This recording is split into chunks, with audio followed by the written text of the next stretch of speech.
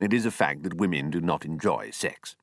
It's become almost a matter of religion for them to deny this, but it remains a fact. Women put up with sex as the price they pay for having a man, for being part of what they like to call a relationship, but they can do without. They do not feel the hunger, the constant stabbing, stomach-dropping hunger that tortures us. The bugger of it is that whenever I say this, I'm accused of being a misogynist. For a man who's spent his entire life thinking and dreaming of women, skipping after them like a puppy trying to please his master, ordering his entire existence so that he might be brought into more contact with them and judging his life and worth solely according to his ability to attract them and make them desire him, well, it comes a little hard to be accused of a dislike of the sex.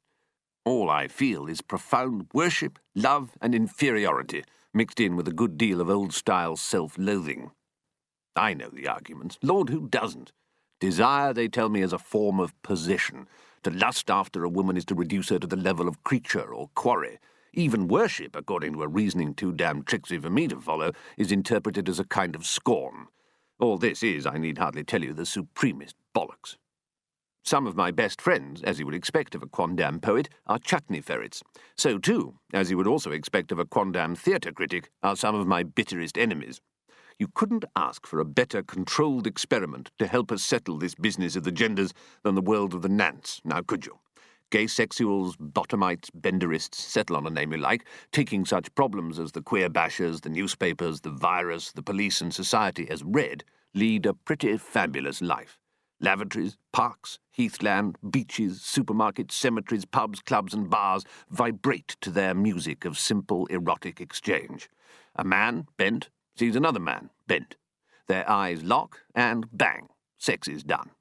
You don't have to know your partner's name, you don't have to talk to him, you don't even, in the back rooms of dark metropolitan nightclubs, have to see their bloody faces. It's a male world, ordered in a precisely male way, according to the devices and desires of a strictly male sexuality. Do those big hairy faggots who pose in magazines with leather collars round their dicks and rubber tubing up their cack alleys think of themselves as oppressed? Do gay men, tarting themselves up for a night in a club, whine about the vile sexism which insists they must be made attractive in order to be inspected like cattle? Do they? Hell. Sometimes, in my dreams, I imagine a world in which women enjoy sex, a world of heterosexual cruising areas in parks and promenades, heterosexual bars, heterosexual backrooms, heterosexual cinemas, heterosexual quarters of the town where women roam, searching for chance erotic encounters with men. Such an image is only conceivable in one's fantasizing bedroom, jerked into life by an angry fist and a few spastic grunts. If women needed sex as much as men did, then there wouldn't be so many rapists around the place. We live in the world as given, and no doubt anthropologists and zoologists can tell us that it is biologically necessary for one of the sexes always to be hungry and the other to be mostly bored. Men have compensations, after all, for the agony of their endlessly unfulfilled desires. By and large, we run the world, control the economies, and swank about with laughable displays of self-importance. This isn't a whinge. I merely want the simple truth understood and out in the open. Men like sex, and women don't. It has to be recognized and faced. Women's constant rejection of such a self-evident fact doesn't help at all. Whenever I point it out to my women friends, they instantly deny it. They will claim to be regular masturbators. They will claim that the idea of a good anonymous fuck is a real turn-on. They will claim that only the other day they saw a man whose bottom reminded them a little of Mel Gibson and that they got really quite juicy thinking about it. Only the other day? What about only the other minute? What about every damn sodding bloody minute of every bloody damn sodding day? Don't they see that women should pop open the champagne and celebrate the fact that they are not slavering dogs like men? They should revel in the biological luck which allows them to be rational creatures who can think about the benefits a partnership with a man can provide, who can think about motherhood and work and friends, who can just plain think, unlike us poor bastards who spend days that should be spent in work and higher thoughts, having to realign the sore and swollen cock under the waistband of our underpants every time a set of tits walks by. Of course women get the itch now and again. We wouldn't be here as a race otherwise. Of course they have genital equipment sensitive enough to ensure that sex can, when embarked upon, cause shiverings of pleasure, barks of delight, and all the dirty rest of it. But they are not lucky. lucky, lucky things, forever hungry, forever desperate, forever longing for the base physical fact of getting their bloody rocks off. I mean, the fact is, it's 5 p.m. as I write this, and I've already tossed myself off twice today.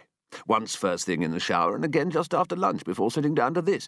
Any honest tart will tell you, sympathetically, like a nurse, that men, poor dears, just have to spit their seed. Why women should wish to claim parity in the matter of this gross imperative beats me. As it happens, because of my trade, I've met a great many famous men of good report. Do you know, without exception, those I've known well enough to be able to sit with round a whisky bottle in the small hours have all confided to me that the real motivation behind their drive to become famous actors or politicians or writers or whatever has been the hope, somewhere deep inside them, that money, celebrity, and power would enable them to get laid more easily. Whiskey can rot through the layers that mask this simple truth.